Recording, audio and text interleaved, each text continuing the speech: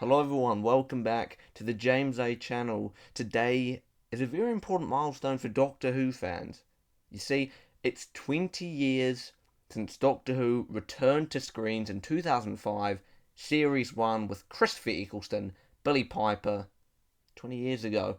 You were, an 8-year-old kid who had never heard of Doctor Who, but suddenly saw this bloke in a black leather jacket and thought, yeah, this is for me. But you, someone who'd been waiting since Survival all the way back in 1989, and with the movie in 1996, for Doctor Who to return to screens, well, regardless of your background, I think we can all agree this is a big milestone.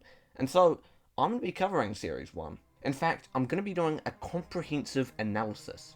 This will include a ranking of all 13 episodes, a review of the series as a whole, and also a look at the Bad Wolf arc and how the series looks 20 years on, a retrospective you might say. I'll also look at some of the merchandise and see where Eccleston ranks for me among the other Doctors. As you can see by the thumbnail, I've posed the question, a timeless masterpiece, and we're going to be answering that question. This is going to be a long one, so grab yourself a snack or a can of cola. Let's get into this.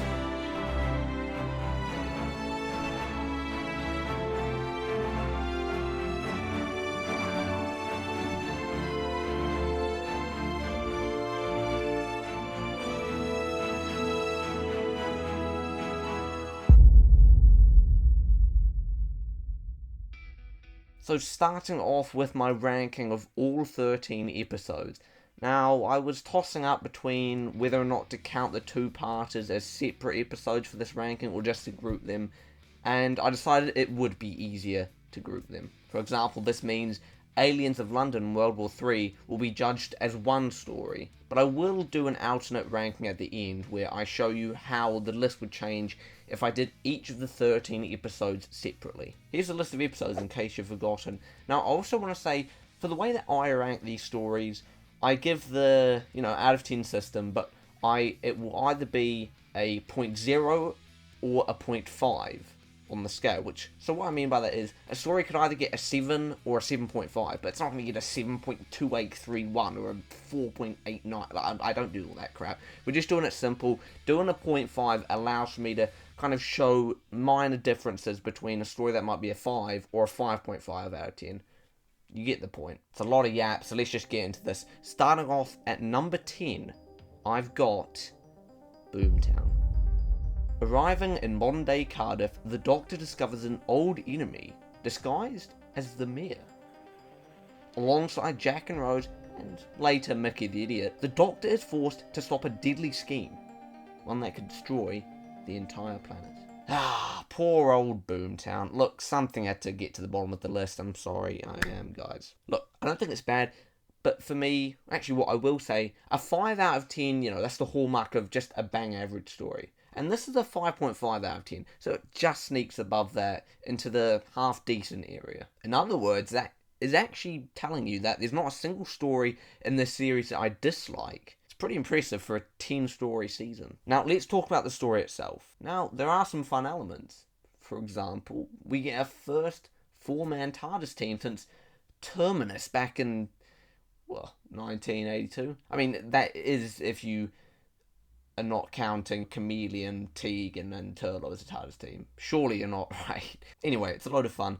The location work, it's gorgeous, isn't it? Nice in Cardiff Bay, and it's at night as well, some of it, so that is quite nice. I also would say this does a good job at linking back to the other stories in the season, tying back, obviously, to Aliens of London World War III, but also the events of some of the other stories. However, the main issue, it's more one of not much really happening for me. Sure, we're told the world is on the verge of ending, but a lot of it's just the Doctor and Margaret going on a dinner date, or the endless talk of Mickey and Rose going on and on, yapping away about, are we going to be in a relationship? Piss off, come on. I'm not interested in that. When you realise that's just what the story's about, it's kind of obvious this has to be the most forgettable story of the series. Even something loathed, like The Long Game, well, that has importance later on. That does a lot of laying foundations. But this is really not too much to recommend. For me, it lacks any real spark that warrants a spot higher up on the list. With that being said, Let's move on to number 9. Number 9. The End of the World.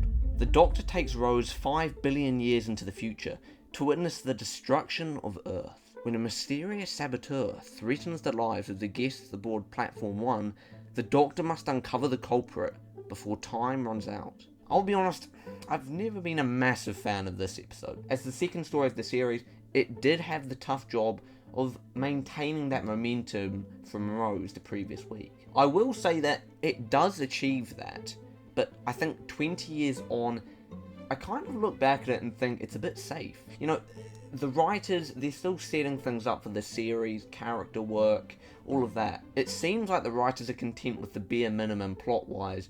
And, you know, focusing on characters, that's not a terrible idea. We do get some nice characters, you know, Jabe is good, Cassandra, even the face of Bo. I mean, sure, he doesn't do much here, but he still has importance later on into the Tennant era. And look, I understand they didn't want to take too many risks too soon, but I do think a bolder approach might have improved the story. In fact, what stands out to me is the fact that it kind of feels quite grounded to Earth. Not only do we have that phone call to Jackie, a trope repeated all the way in Space Babies, bizarre. But there's also the scene at the end, you know, the last 5 minutes with the Ninth Doctor taking Rose back to Earth. The whole conversation about, you know, Last of the Time Lords, chips, it's all great, but I do kind of think it might have been more impactful if that conversation was had, you know, against the backdrop of the Earth, the remnants of the Earth floating through space. If I'd seen this at the time, my appreciation for the story, yeah, it might have been a lot higher, but we have to remember, I didn't, and so naturally, I don't really have a connection with it like I know a lot of fans do. 6 out of 10 from me. Let's move on to number 8. A spaceship crashes into the River Thames. Members of the British Parliament are farting uncontrollably. Aliens want to destroy Earth and sell its remains. The Doctor, Rose, and MP for Flydale North, Harriet Jones, I'm sure you know, must stop the alien threat before it leads to nuclear war. Of course, it's the first two-parter of the new era. Aliens of London / World War III. Aliens of London, it never quite nails the tone for me. It feels like it's stuck at a crossroads between dark and silly, never quite going to one side. Now, the episode does some decent setup work. Using news coverage to deliver plot details, it's a cool plot device if a tad overused. I think it kind of creates an intangibility to the action, and it is frustrating because we do want to see the Doctor, you know, getting into this, interacting with a lot of the characters, but it kind of feels like that doesn't really happen early on. And it's a shame because I do think Eccleston's good in this episode, you know, he has some moments where it's tricky to balance the emotions, but he does it quite well, you know. The scene with the pig getting shot, that's really well done from him. Now, the opening sequence, it does pack quite a punch, but I think it's almost a bit problematic.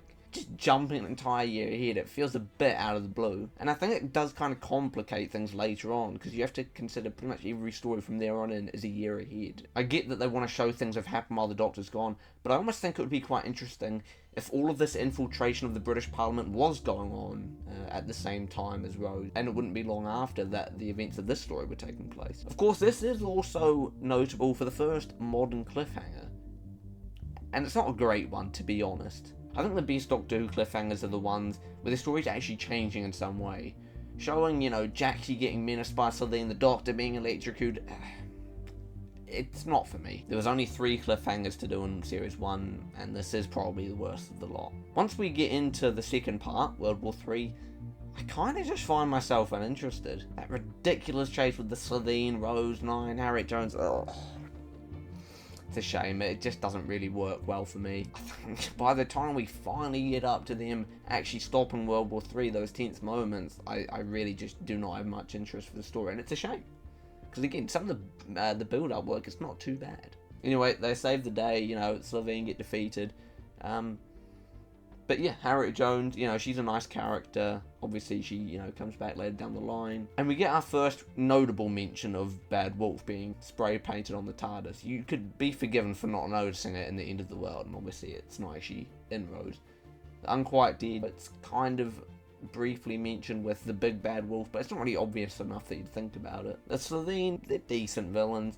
The plot of trying to destroy the Earth for profit, it's interesting enough. Murray Gold's music also stands out in this one, although it does get a tad repetitive at times. 6 out of 10.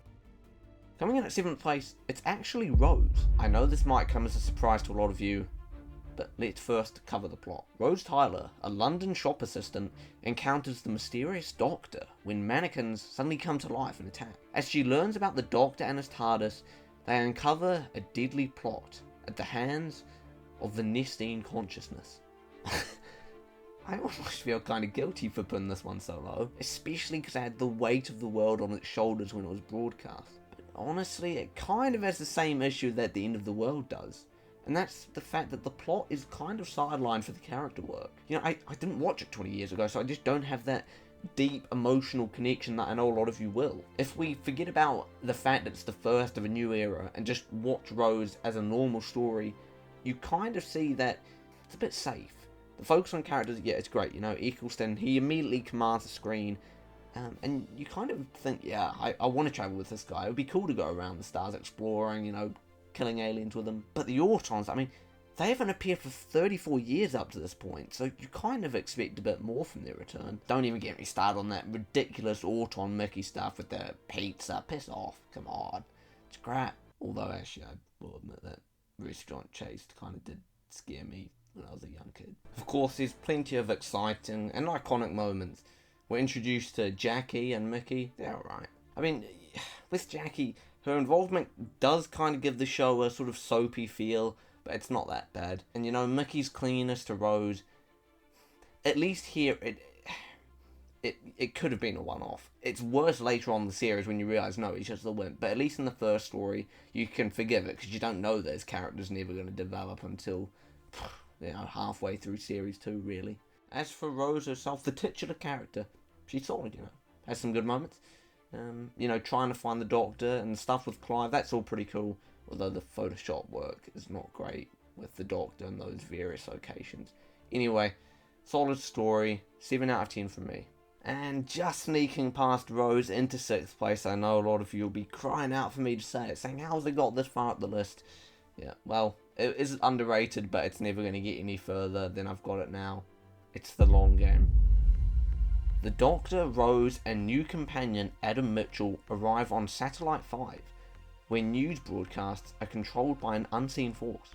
As they uncover a sinister plot of mind control, Adam's greediness jeopardizes the fate of everyone on board. The hate for this one kind of surprises me.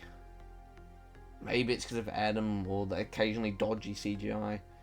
I know some people have issues with the script, but personally, I enjoy it, and I'm not sorry for that. You don't have to agree with me. I'm not going to try and justify why I like. I'll just give some reasons. Whether or not you agree, that's one thing. I think the world building, yeah, that's fantastic.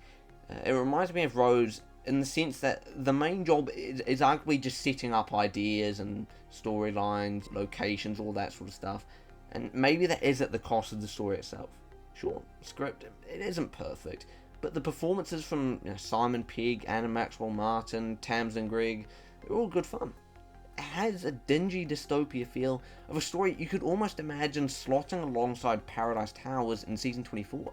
Although, imagine how bad this would look in 1987 if you think it looks bad now. Rose and Ryan, they get some good moments, but of course, we have to talk about Adam Mitchell. Say what you will, but I don't think his involvement takes the story to an unwatchable level. The idea of a companion gone wrong, it's actually pretty interesting. It's something that we haven't really seen. The only example I could really think of would be Turlo with the Black Guardian arc in season 20. I think before he gets the brain implant, he is just kind of a third wheel that is annoying. But once he does get that brain chip put in, I think it's kind of interesting to watch how he interacts with things, knowing that he is kind of a little shit for that.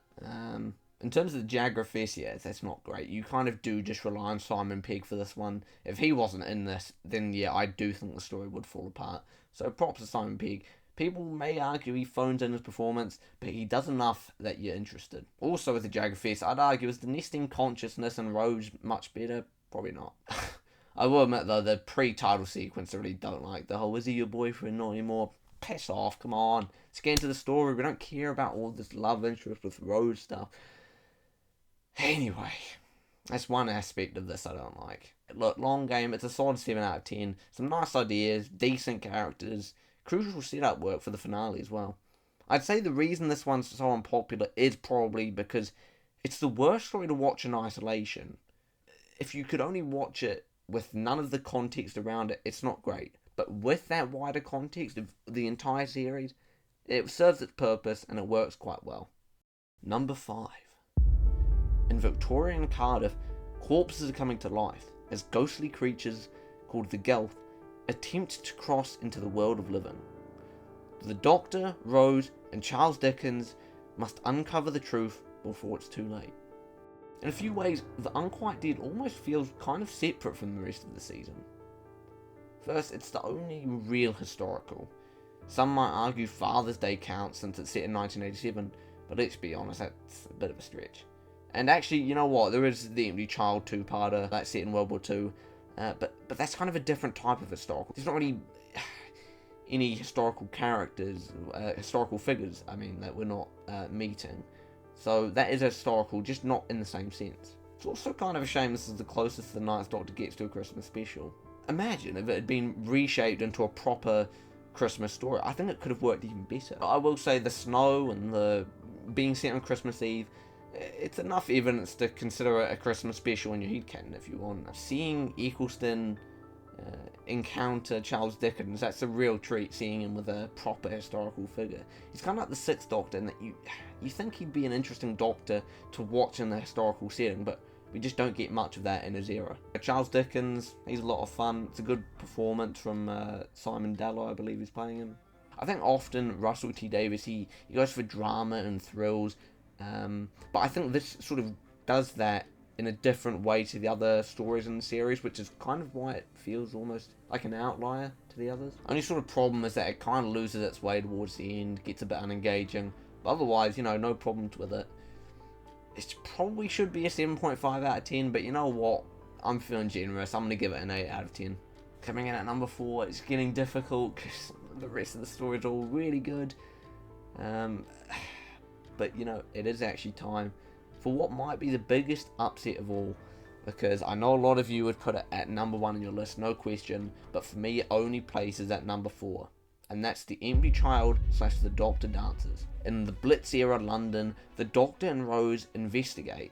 There's a mysterious child who repeats the same question, "Are you my mummy?" As they team up with the charming time agent Captain Jack Harkness, they uncover a terrifying alien infection, one that threatens to spread uncontrollably. It's funny because when you get to stories like this, you almost have to defend the fact that you really like it, just not as much as everyone else.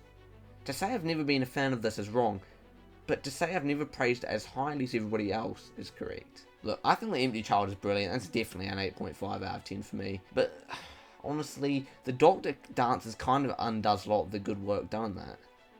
That would probably only be a 7 out of 10 for me. And, I am kind of baffled this tops polls over other stories. Empty Child does some good setup work. It's quite slow paced, and that's not a problem. And it's dark, creepy. We meet Captain Jack. But again, he's kind of like the third love interest in the series for Rose. It's a bit ridiculous, and all that stuff about dancing, that's pathetic. If that was done these days, it would have outrage. I don't really get why it's okay when it was done back then. I don't really see how it improves or adds to the story in any way, so I'm not a fan of that. The ending, it's almost a bit lackluster. I don't really know how to put it, but kind of just feels like at that point it's dragging a bit, and it's kind of obvious how it might end. Everybody lives, all that stuff. That's really cool with the Doctor, seeing him, the joy in his face. But yeah, by that point I've kind of lost interest a little bit. It's kind of tricky because all of the stuff that people like about this, I also like that. I'm not trying to talk about that, but I think it is sort of important to talk about the stuff that I don't like, so I can show you why it's really good, but just not as amazing as everybody else is. But yeah, it's an 8 out of 10 overall. Let's move on to number 3.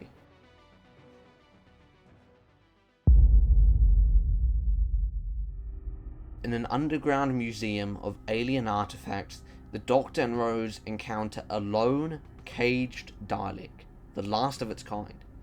As the Dalek escapes and begins a massacre, the Doctor is forced to confront his own hatred. Dalek's another tricky one. I do enjoy it, just not as much as everyone else, again, like the previous story. Particularly with this one, you almost always hear about 9 out of 10s or 10 out of 10s, but I'd only give it an 8 out of 10. I say that, it's still very good, right? We're talking about little things that separate it from the very top.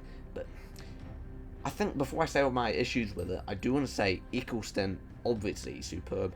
Murray Gold on fire once again. And Van Statten, I think he's a great character. I know some people find him annoying, but I enjoy him. It's funny, the Cyberman helmet in the museum, it's cool. That's kind of the closest we ever get to an Eccleston Cyberman encounter. It's a shame, really.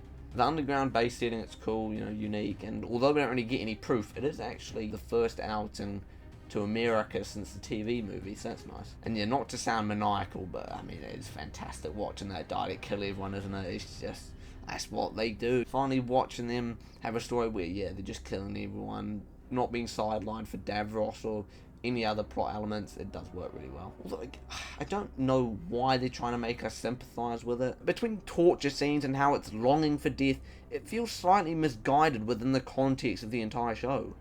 It works for an audience who's maybe never seen the Daleks, but if someone's seen Daleks' Master Plan or Resurrection of the Daleks, they probably won't feel much sympathy after watching the Daleks kill everything in sight. Murray Gold, he may be on fire, but the music is still too loud and obtrusive. And for anyone thinking I'm out of my mind, watch when the Dalek kills itself. As good as the lone Dalek as a piece of music is, the climax of that piece is much more appropriately suited to Doomsday, when the Doctor and Rose are seemingly separated forever. Using that piece of music, it almost makes it feel like they're trying to tell us, look, this genocidal creature, it's dying, it's a sad thing. It's not really, it's a Dalek, come on. Unfortunately, it is one of many stories slightly weakened by the production team's attempts to force emotions rather than to evoke them. Adam, of course, is introduced here as well. He's a little shit, no doubt about it, but Rose isn't great here either. She basically enables the Dalek to do all this killing, but I suppose she does sort of, her compassion leads to it killing itself, so we can forgive her for that. But look, no doubt about it, it's a good story. I just think there's a few little issues that prevent it from going above an 8 out of 10. It's one where, I can rewatch it and I might end up giving it a 9 out of 10, but it's just on this occasion rewatching it, I was slightly disappointed. Coming in at number 2, and it's a story weakened by the same problem of trying to force emotions. It's a simple yet underused Doctor Who concept at the heart of this, and that nearly propels it to the very top of the list, but the story just falls short. Coming in at number 2, it's Father's Day.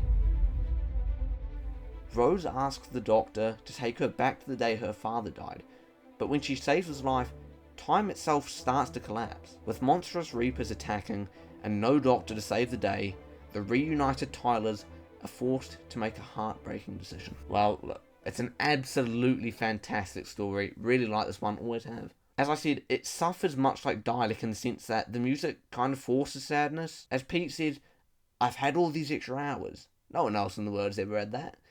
You kind of think, yeah, that's pretty cool, but the music's kind of making it seem like a sad thing. Why are we doing that? He's grateful, and we should be feeling that with him, not feeling sad for him. Pretty much all the scenes with him and Rose talking, it's that same melody, again and again and again, we get it. It's not really that sad, because how many people get to say, oh yeah, my dad that died when I was a 2-year-old, well actually, I went back and met him and had a conversation with him.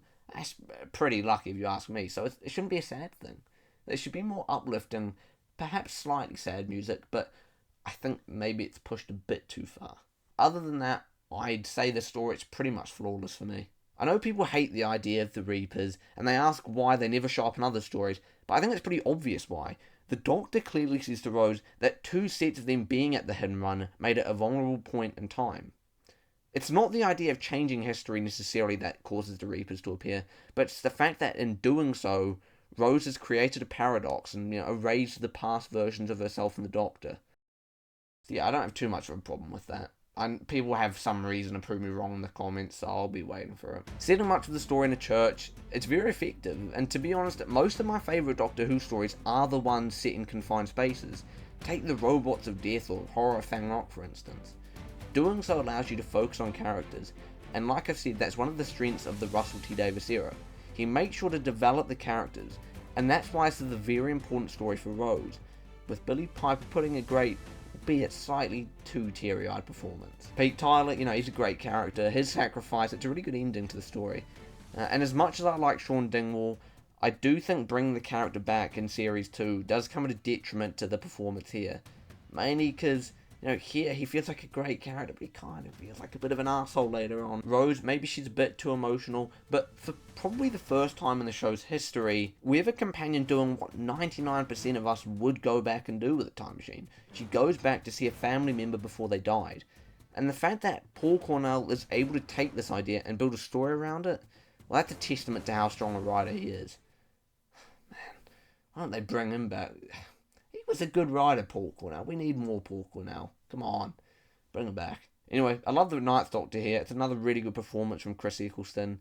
Sure, maybe he doesn't do too much to affect the story, but even that scene of him assuring that soon-to-be married couple, it's touching.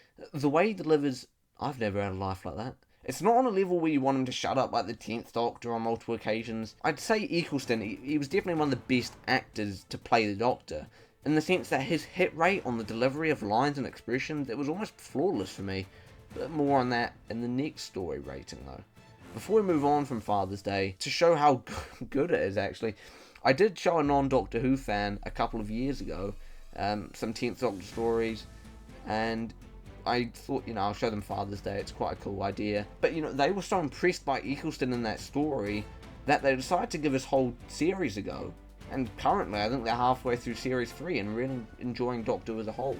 So that shows how good Eccleston is in this one. Even though he's barely in the story, he does enough that a non-Doctor Who fan thought, you know what, I'll go and give a Zero a go. And then ended up loving him. They think he's one of the best Doctors. So I think that's pretty cool. For me, yeah, 9 out of 10. And coming in at number 1, if you haven't already guessed, it's the finale.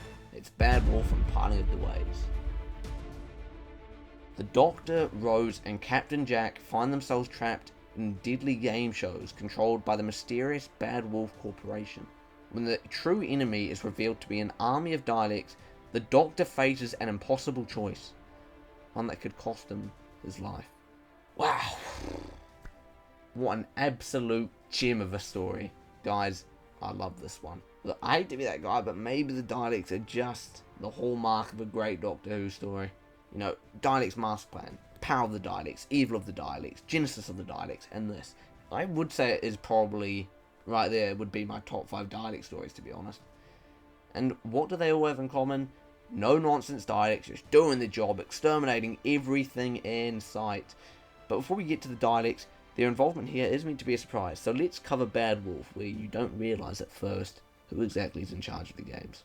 Now, I know a lot of people find the game show elements date this, and yeah, maybe they slightly do date it, but personally I think it's a unique gimmick. One that should never be repeated, of course. It's the type of thing that's only original once. And even then, they just about get away with it, because it does go on for quite a while. I think the choices of the game shows are interesting enough, but I'm not too interested in discussing that, so let's move on to the characters. Linda with a Y, she's cool, and yeah, it's clear that she has a little crush on the Doctor, because just about every command he gives, she follows it. Her involvement also shows that Rose is a bit of a jealous cow, but Rose's work in the game shows of going from taking the piss to slowly realising and beginning to solve the mystery. I think that is quite well done.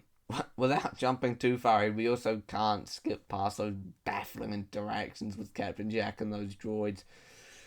Oh, man, it's just weird. It's really weird, all that stuff. I would almost just make the argument, just skip over that. It's not really worth watching. Part of why Bad Wolf as well is so good is because you get that scene of the Ninth Doctor realising the consequences of his actions in the long game. And it is really interesting to watch the long game whilst realising that everything the Doctor is doing is going to screw over the human race in the next 100 years. Rose, of course, then loses the weakest link to Patterson Joseph, who I actually just saw in Wonka. He's a bloody good actor, that guy. Anyway, Rose then gets zapped into oblivion, and we get that great shot of the Doctor's face, realising that he's messed up and, being arrested and all that. It's really good with the music as well. Really well executed moment. The Doctor and Jack, eventually they escape arrest, and yeah, there's all the stuff with the station controller. She's quite cool. And of course, her death actually leads to the reveal of the Daleks as an exterminator. It then turns out Rose is actually alive, because the laser used to kill contestants is actually a transmat beam link, I think. So, yeah, this stuff all leads into the cliffhanger for the story. It's not really that groundbreaking, it's just Eccleston delivering a speech. He does it well. Out of 10, Bad Wolf would definitely be a 9. But The Parting of the Ways, that's near perfection. I give very few Doctor Who stories a 10 out of 10, but I would give it a 9.5 out of 10. As the Doctor lands the TARDIS on the Dalek ship, we realise that he's not just facing the Daleks, but the Emperor. Now, I'm not quite sure if this is the same one from Evil of the Daleks back in the day, but the 2005 depiction is definitely superior. It almost has this way of toying with the Doctor whilst barking orders, and I really enjoy it. Now, Eccleston, he then leaves the Emperor in the TARDIS, and we get that great shot of him putting his head against the TARDIS doors. It may have seemed like he totally owned the situation, but that shot, it just speaks 1,000 words. You realise he knows he is in deep shit. You know, the story progresses, it becomes less and less hopeful, and that leads to the decision to send Rose back to Earth. And it's quite a touching moment, actually. But going back to earlier when I said Eccleston was one of the best Doctors for delivery of lines, the delivery of that slight smile on his face when he watches the TARDIS dematerialise with Rose, that's the chef's kiss. Perfection. I don't know if that was an ad-lib, but Eccleston nailed that. It's so subtle, but again, it just says so much about his character. It's really, really good. And I think Eccleston's performance in Part of the Ways, it is pretty much perfect. That slow realisation of knowing that, yeah, I'm gonna die. It's just great. Going to the classic era with Peter Davison and the Caves Around Jazani, I'm not a huge fan of his Doctor, but he nailed that collapse from confidence to desperation. You know, Pat Troughton in the War Games with Tom Baker and Legopoulos are other examples of having a really good Doctor performance, just elevating the story to a really high level for me. Say what you want about the quality of any of those stories, I would just say that I believe the success of Regeneration stories pretty much does come down to the leading actor's performance. Now, part of why I love the story is because it's not like others in the new series where the completion of the invasion is the cliffhanger to the first part. No, instead we have 45 minutes of the Daleks gradually attacking and killing everyone on the base. The whole point of the Daleks is that, you know, like any other monster, like Cybermen, is that when they attack it should be scary. So by making the situation get worse and worse as more people die and, you know, there's even less hope, Russell T Davies, he's actually making the Daleks a very strong force. The same happens in something like Power of the Daleks. They gradually infiltrate and then kill everyone. And that's how you should do the Daleks. But that's also why a lot of their stories fail, particularly later on in the new series. I think they kind of just take the piss out of them. When they're actually done seriously, like in this or Dalek, they're really, really good. You know, I'd say watching the Daleks attack the base, that stuff, that's a 10 out of 10. That is perfectly done. But as you know, I didn't give this a 10 out of 10, it's a 9.5. And that's because of Rose. The problem is, I personally would just rather watch Jack and the crew standing no chance against the Daleks, but every 2 minutes we're just cutting back to Rose eating chips, you know, that stuff, it goes on too long for me. And I think they should have cut a lot of it. Maybe go 15 minutes without Rose, make us think we aren't going to see her again, and then show her seeing the Bad Wolf graffiti, and then maybe another scene of her talking about Pete with Jackie, and then Jackie choosing to help her. But yeah, maybe just a bit too much of the Rose on Earth stuff. And it almost kind of feels like another show at times, because you are jumping hundreds of thousands of years between the future and modern day, aren't you? Again, we're talking about very minor problems, but it is enough to stop this from being a 10 out of 10.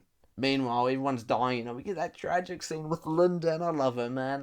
That death is tragic, but, you know, as soon as the Ninth Doctor says to her, I promise I'll get you out, we all knew she was going to die, didn't we? And yeah, you get the moment where Jack dies as well, only temporary. It feels very in character, the way that he just accepts his death, like, yeah, I figured that. And we pretty much haven't had Daleks actually killing companions, so it does feel quite impactful. You know, you can talk about the Daleks' master plan, but it's not like they're responsible for Katarina's death, or even Brett or Vion or Sarah Kingdom. If you count them as companions, they aren't killed by the Daleks anyway.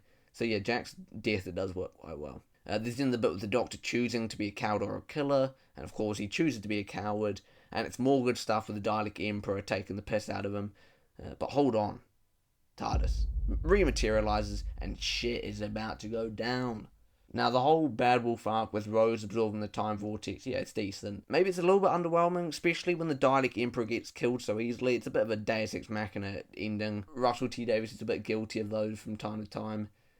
Well, actually, quite often, to be honest. It's probably the least problematic case of it in his era. Ninth Doctor then has to absorb the time vortex, so he snogs Rose. Was this the only way he could have absorbed the time vortex? I don't know. If I was about to die and I had Billie Piper in front of me, I probably would have done the same thing. like, Eccleston, fair play, mate. You did well. Jack gets brought back to life, of course. Did any of the other characters get brought back to life? I don't know, probably have to ask Big Finish. But anyway, Jack, of course, gets left behind because TARDIS dematerializes. They have no idea that he survived. And now, of course, onto the final scene, the regeneration. And I believe it is done perfectly. All involved do a great job. Billie Piper, Chris Eccleston, Murray Gold. But let's focus on Eccleston. You know, he does that scene perfectly. It's both uplifting and sorrowful. He's not just comforting Rose, but an entire generation of kids who, you know, they've been looking up to him for the last couple of months. To get into the habit of travelling the stars with them every week, and suddenly he's just going to go in the next 5 minutes, well, that may have put off viewers to continue watching the series, but Eccleston, he's reminding us the show's going to go on. Something Tennant doesn't do, by the way. And yeah, those last lines, they're really good. Some of the best final lines of any Doctor. It's without a doubt the best regeneration of the new series, and it's not far from being the best in the entire show. Talking about Murray Gold, occasionally his scores were a bit obtrusive, but I think in the regeneration scene, it's really good. And actually, I want to say, for the two-part as a whole, that is really, really strong music from Murray Gold. Easily up there with some of his best music in the entire show that he did. He certainly gave the Daleks and Cybermen great themes.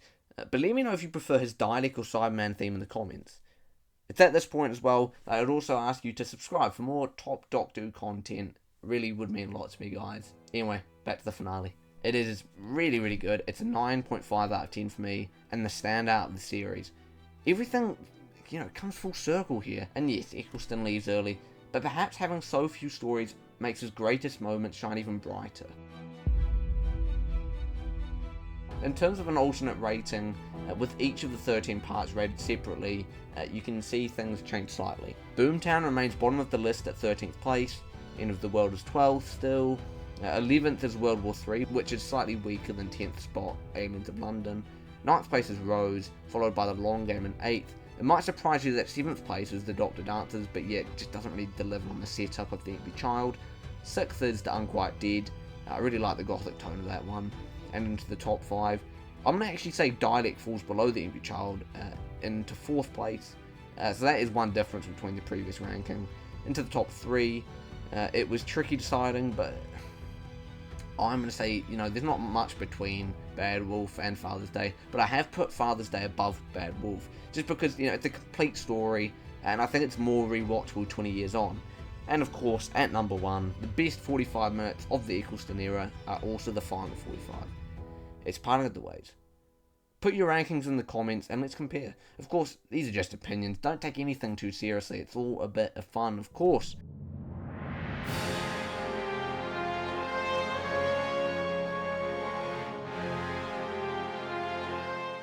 It's time to do my review of the series as a whole, and that will include where Series 1 ranks among, you know, the classics and the others of the revival era, my thoughts on Rose, and where Eccleston ranks among other Doctors. So refill your drinks, get some more popcorn, whatever you want, make sure you're comfortable, and let's get into the review.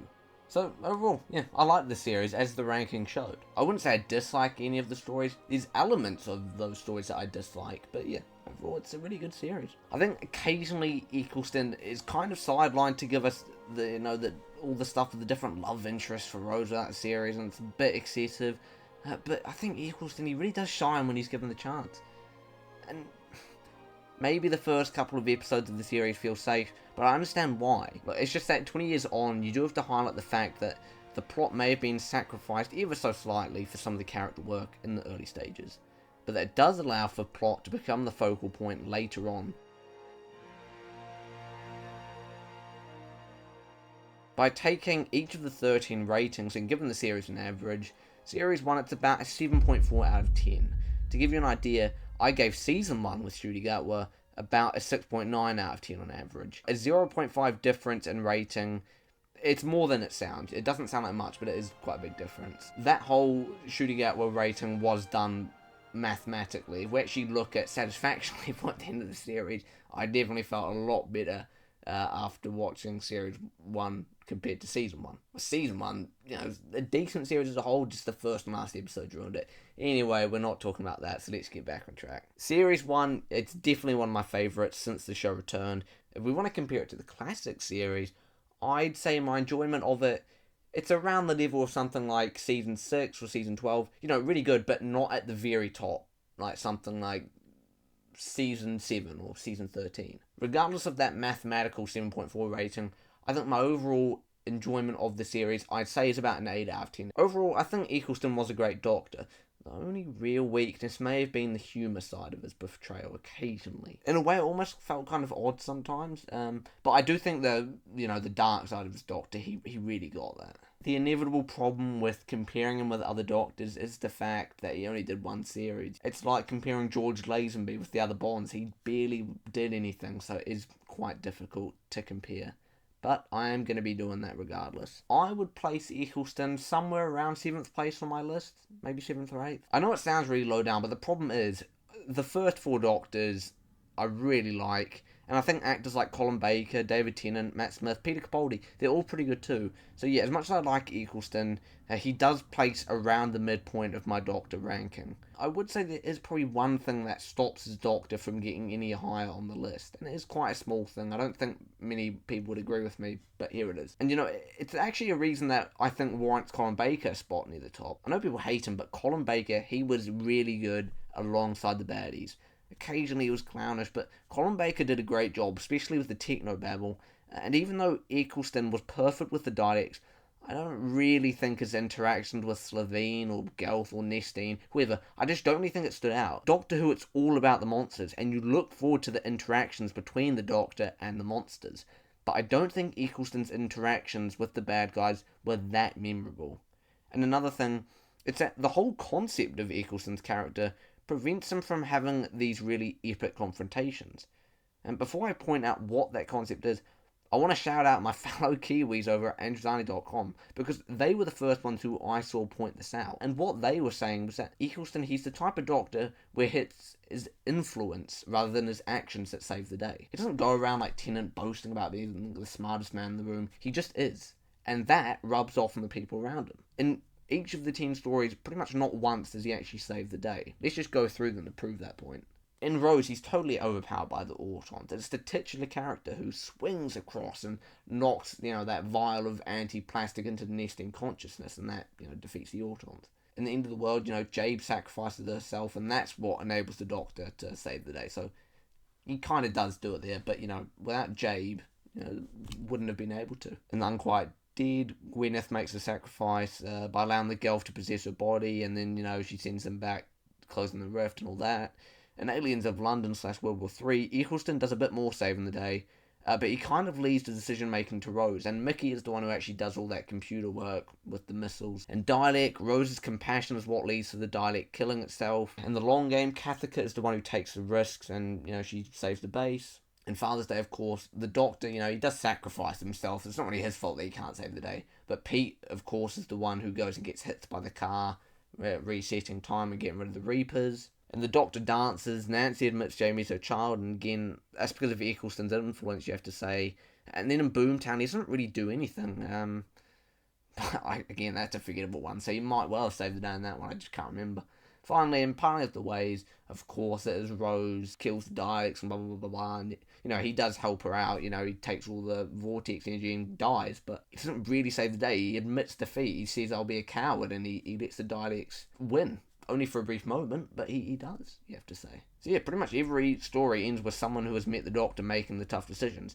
And that's not a bad thing. I think it is pretty unique that his entire era is showing that his influence is what's most important. I'm sure it's a trait that they would have been unsustainable to keep doing that into the next series, but I think because we only have one series to judge off, I would say it's a unique strength to his character, but it kind of does prevent him from topping the list like a John Pertwee or a Tom Baker, who have the authority to make those tough decisions and save the day. And that's enough about Eccleston. What about Rose? What about the other characters? Let's get into that. Well, Rose is good. I prefer a relationship with the Doctor in Series 1. In Series 2, it's not great, to be honest. But here she's intuitive, she's clearly learning, and at times she is quite relatable. Compared to a character like, I hate to single her out, but, I don't know, Piri, Rose feels a lot more real. And that's not to suggest I don't like Piri, it's just that the classic companions lacked any real depth. And I think that highlights that Russell T Davies, the focus on characters is a real strength. When you realise that Tegan is one of the classic companions with the most growth, the problem becomes pretty clear. As for Jackie, she's fine. Her inclusion in stories like The End of the World or The Parting of the Ways, it can feel excessive, But I do think Camille Kaduri does a good job. Mickey's fine. I'm not going to talk about Noel Clarke, but I think the character doesn't really have much growth over the course of the season. Adam's a pain in the ass. Captain Jack Harkness, I'm a fan. He's good. Rose overall isn't one of my favourite companions, but she's nowhere near the bottom of the barrel. I'd probably say she's around the level of a Joe Grant or a Yaz for me. Pretty good, but not at the top. The top would have to be someone like Sarah Jane or Barbara. The series as a whole is a good mix of settings and monsters, and I don't mind the frequent visits to London, but I do think an extra historical would have helped. Maybe cut the Slovene two-parter in half, get Eccleston in the American Civil War or something. Find a way of tying it to Dalek. I don't know. But I just think it would have really helped. There are some decent monsters, some good guest cast members. Highlights would be Simon Pegg, Joe Joyner. Best voice to be Anne Robinson, of course. But I haven't really talked about Annette Badland, actually, as Margaret. She appears over multiple episodes, and she's a character. Evil in an innocent way, kind of like Anne Reid and Smith and Jones. So she works well. And yeah, in terms of special effects, they are definitely of the time. But, for example, the Dalek fleet, that looks really good, that CGI. Well, the CGI shots of something like 5. I actually think the Gulf look really cool.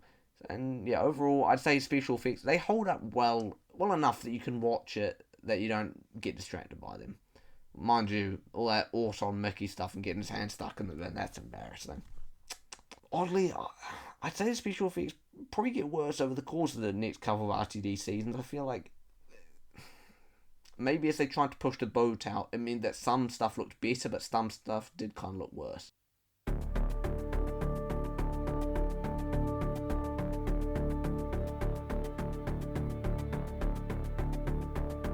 The last part of the series worth reviewing is the Bad Wolf story arc, of course. I'll quickly look at each mention of it along the way, and my opinion on the payoff of the arc, and how Bad Wolf compares against the other new series story arcs. So, we first hear about Bad Wolf in The End of the World, when the Moxa Balhoun says the Bad Wolf scenario. I mean, it's said so quietly, I doubt anyone thought anything of it. Next, we have Gwyneth seeing the big bad wolf in Rose's mind. That's a bit more obvious. But when it's spray painted onto the TARDIS in Aliens of London World War III, that's probably when fans would have begun to connect the dots. Henry Van Statten's helicopter uses the call sign Bad Wolf 1 in Dalek, and in the long game, a broadcast is shown on Bad Wolf TV.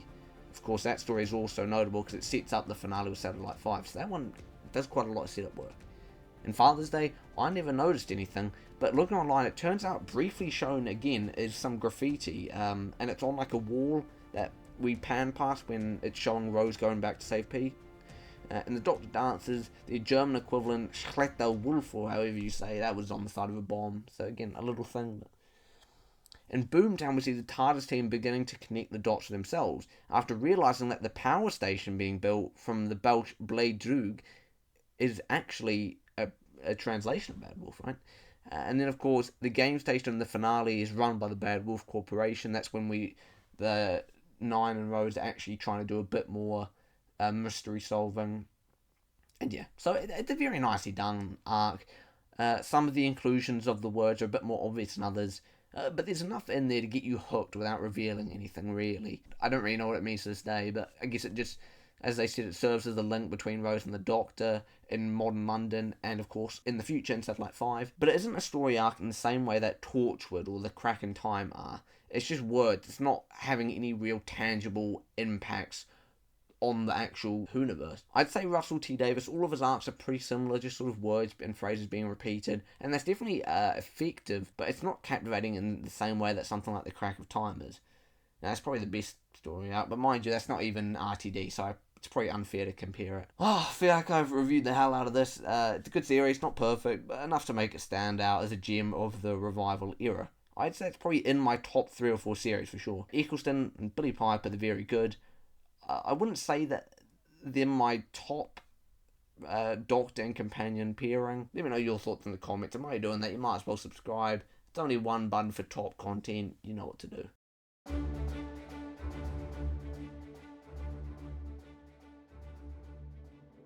To get some more snacks, refill your drinks once again, we're entering the final stage of this comprehensive breakdown of the era. We're going to be doing a bit of a retrospective. I'll cover the legacy and some of the merchandise of the series. So let's get into this. Well, the thumbnail posed a question. A timeless masterpiece. And it's time to answer that question. I mean, I don't know about timeless, but in the context of 20 years, I think this stands up pretty well. It's still regarded as one of the strongest series ever. Eccleston only had one series, yet he stood his ground against the other main 4 Doctors that followed him. And that has to be a testament to everyone who worked on that first series. It's a shame there was a falling out between the production team, and if the truth comes out, it's beside the point. It's a very good series, and let's just focus on that. In terms of Murray Gold, his sampled music is arguably better than the orchestral scores we get later on. It's unique and it's sort of alien. The Lone Dialect, Westminster Bridge, and Rose Defeats the Dialects are among my favourite of his release tracks, whilst Floor 500, Pete's Sacrifice, and the broadcast version of Hologram are among my favourite unreleased music tracks. Good thing we have people like Jack Hardy, or myself, to isolate that music. Nah, my attempts at isolating the music on my Mad World NZ channel are not amazing, but you will find some really good vids on YouTube. So if you're a fan of the unreleased music, just have a look and you might find some decent attempts at isolating it. In terms of the actual title sequence in the music, I really like it. This particular score, it's really cool. It feels like a modern version of the original theme. I do like the Series 4 and onwards version with a bit more of the drums. Maybe I prefer that just slightly to this one. The title sequence itself still looks great, and it follows in the Sylvester McCoy tradition of having a title sequence where we're following the TARDIS, where it feels like we're going on a bit of a journey through time and space. That's basically a staple of the new series title sequences. It was refreshing when we kind of escaped that in the Jodie Whittaker era, even if I wasn't a massive fan of that title sequence. I think another interesting talking point is also Eccleston's outfit. It certainly doesn't stand out, but I think that's almost the point. If he had another season, I think it would have been a good idea to see an outfit change. I think part of this retrospective should also be answering the question, does Series 1 feel dated? And as I've kind of hinted at throughout the video, there are certainly elements like the inclusion of certain actors or dodgy CGI or even the game show stuff that gives it a bit of a dated feel, but not in a distracting or detrimental way for me personally. In a certain sense, all a Doctor Who's dated. It really just depends on how you might define that. Considering that there was only 13 episodes, the fact that around half of them are often near the top of polls is quite remarkable. You'd have to say Eccleston's run of episodes probably has a higher hit rate than any other Doctor. Even John Pertwee as the Mutants and David Tennant as New Earth. Now, regardless of whether or not you agree those are bad stories, I think you'll agree Eccleston did have a really good run with pretty much no duds. I think if anyone involved in the production of Series 1 were watching, I'd just say, congratulations, because you had the tough task of reviving a show that had been gone for about 16 years, captivating a young audience, hooking and bringing back in those older fans who may have watched the originals, or fans that grew up on UK Gold and VHS tapes. There was so much to do, and it was done really, really well. That's why you would have to say Series 1 is probably one of the success stories in Doctor Who's 62-year history. I was lucky to meet Christopher Eccleston last year, and I think I was both too starstruck, but also too busy talking to him about long-distance running to say this exact point, that 20 years on, I wasn't born when it aired, but I'm really happy for the people that did grow up with Eccleston, or those who waited patiently all those years, because his performance was great, and everyone loved him. Even if he was barely there, I think everyone thought, yeah, this guy, he's the Doctor, and he was really good for the short time he was there. So, I would have said to him that I think he was great, and I'm sorry that he didn't get 2 more, but the fact that he had such a good era is pretty incredible. I kind of have more childhood memories of Series 2 or onwards. I don't really think I watched Series 1 till quite late on in my childhood. I will say, though, Series 1 had a story that actually gave me nightmares as a kid, and not many stories did give me nightmares, so that is quite impressive. Any guesses? Want to guess what might have given me nightmares? Well, it turns out, Battle of Planet of the Waves. I remember as a kid having a memory of having like the Emperor Dalek and like hordes of Daleks chasing after me and being terrified. So that just shows how effective those Daleks are in that finale. They really did scare me. Regardless of my thoughts, it's pretty clear this was a success. 20 years on, we're talking about the legacy of a series that brought back Doctor Who, not some failed attempt at reviving some show from the 1960s. There's this whole... It's built so much up.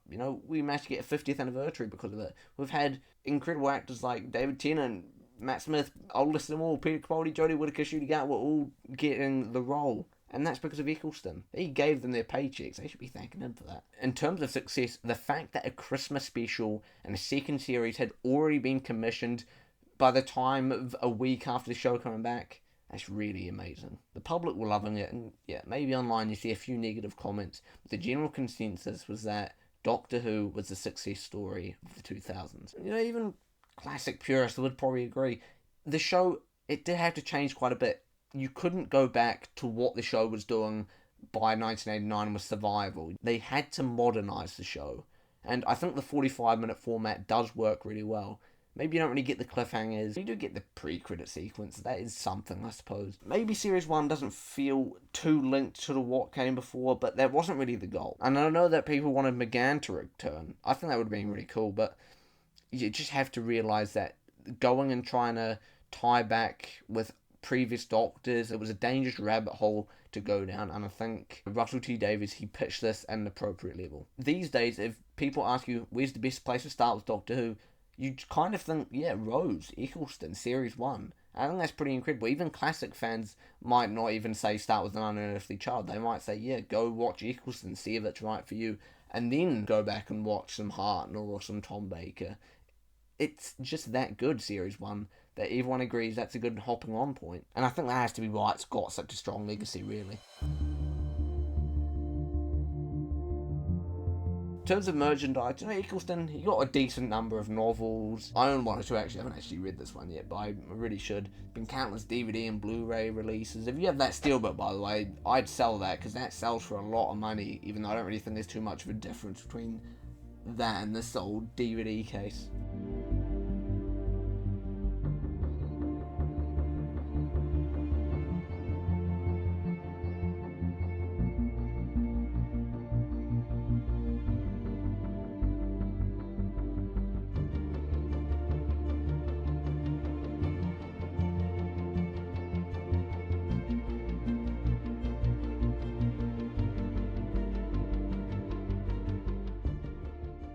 Yeah, the figure line I think would have been amazing as a kid growing up in the UK at the time.